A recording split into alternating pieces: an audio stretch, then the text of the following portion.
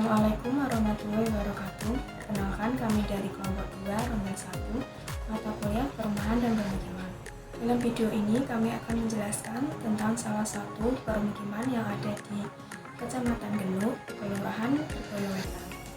Adapun anggota kami yaitu beranggotakan Maria Syifa dengan NIM 22001, Tri Satria Wibowo dengan NIM 22002, Rangga Saputro dengan NIM 22008, Dimas Ferdiansah dengan NIM 2209, Luciana dengan NIM 22027, Dea Andini dengan NIM 22031, Vedika Dasta dengan NIM 22048, dan saya sendiri Dian Meriska Santi dengan NIM 21026.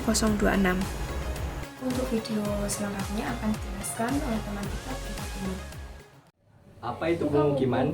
Pemukiman merupakan perpaduan antara unsur manusia dengan masyarakatnya, alam dan unsur buatan melalui ekistiknya. Pengertian permukiman adalah segala bentuk buatan manusia maupun alami beserta semua kelengkapannya yang dapat dimanfaatkan manusia baik secara individu maupun kelompok sebagai tempat tinggal tetap atau sementara untuk memenuhi kebutuhan hidupnya. Permukiman menjadi sarana dasar yang akan terus meningkat seiring dengan pertambahan penduduk dan adanya tuntutan ekonomi serta sosial budaya.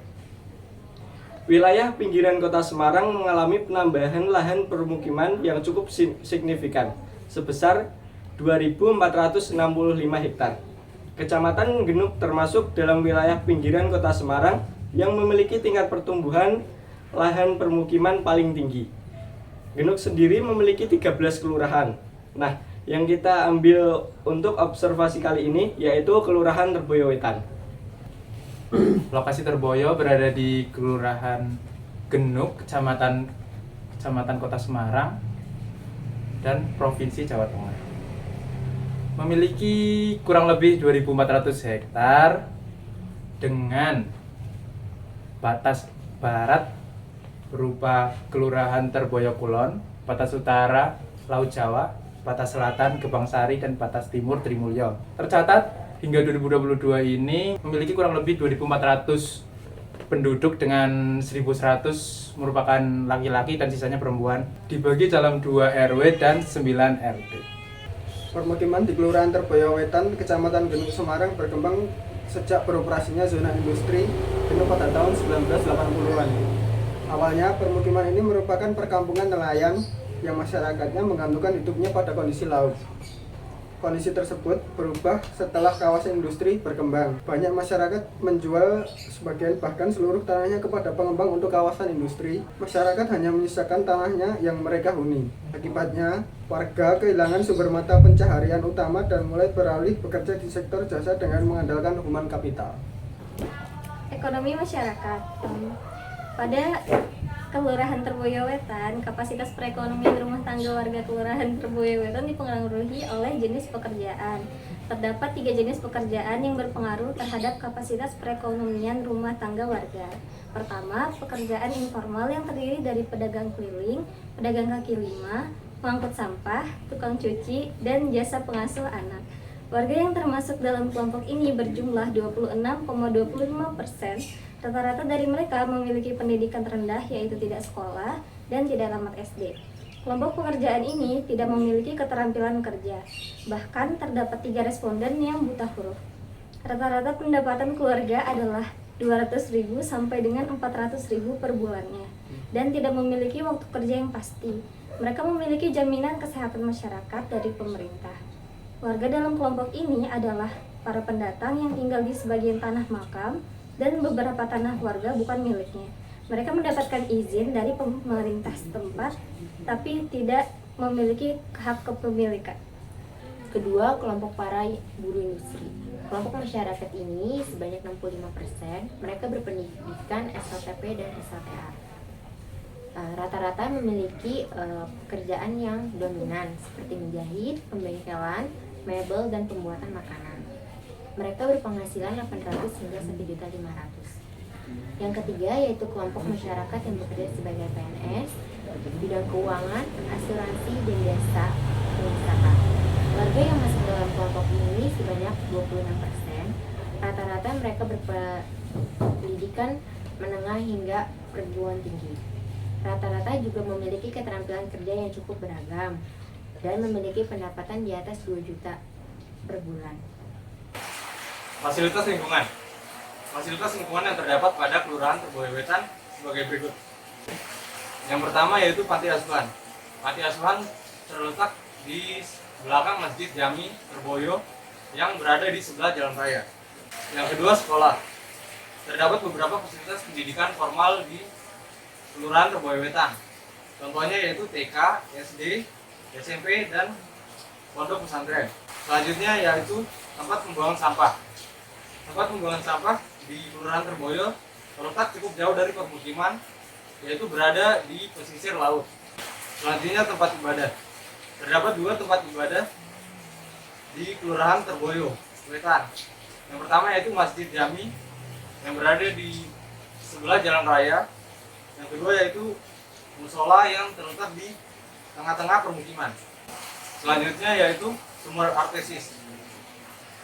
Setiap kawasan industri Genuk telah disediakan sumur artesis sendiri. Selanjutnya yaitu kantor kelurahan. Kantor kelurahan Terboyo Wetan terletak di Jalan Terboyo Industri yang bersebelahan dengan pabrik. Selanjutnya ada gedung pertemuan. Terdapat 2 gedung pertemuan yang berada di lantai 2 kantor kelurahan. Yang terakhir ada pos ronda yang terletak di setiap RT untuk menjaga keamanan warga Terboyo Wetan. Kualitas lingkungan. Berdasarkan hasil survei yang telah kami lakukan sebelumnya, lingkungan permukiman tergolong cukup bersih. Hanya ada sedikit sampah yang berserakan dan air sungai yang cukup kotor.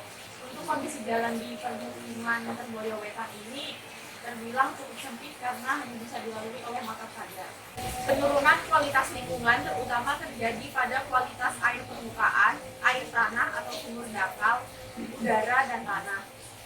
Sebelum kawasan industri berkembang, air sungai dapat dimanfaatkan untuk memenuhi kebutuhan masyarakat terutama untuk mandi, mencuci, dan sarana bermain anak-anak.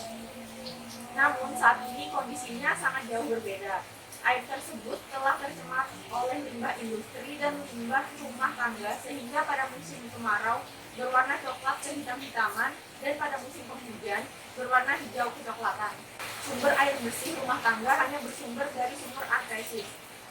Mereka dapat memenuhi kebutuhan air untuk kehidupan mereka hanya bersumber dari sumur tersebut yang dikelola oleh perorangan. Warga memasang pipa-pipa air dan diberi meter air seperti pump. Selanjutnya ada kekhasan. Karena wilayah Terboyo Wetan dekat dengan pesisir pantai, maka kekhasan wilayah ini adalah olahan ikan. Biasanya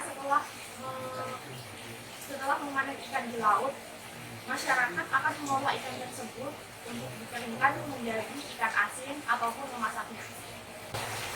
Kondisi lahan tanah. Jalan di wilayah Terboyo Wetan kebanyakan dipaving karena sering dilakukan peninggian pada jalannya.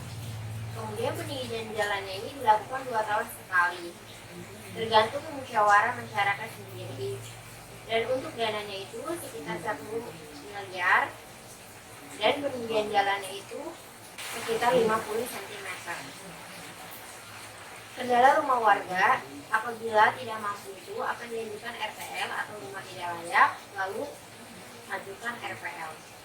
Dari penjelasan yang telah disampaikan dapat disimpulkan bahwa Kelurahan Terboyo Wetan memiliki fasilitas yang kurang, yaitu puskesmas yang letaknya cukup jauh dari Terboyo Wetan, kemudian pasar dan tidak adanya lapangan, kemudian sering terjadi banjir serta jalan yang kurang memadai. Dan itu merupakan data-data dari hasil observasi kami.